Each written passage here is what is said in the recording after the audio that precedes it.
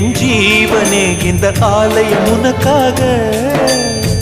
வானில் ஒரு புயல் மழை வந்தால் அழகே என்னை எங்கனம் காப்பாய். கண்ணே உன்னை என் கண்ணில் வைத்து இமைகள் எனும் கதவுகள் அடைப்பேன். சத்தியமாகுமா?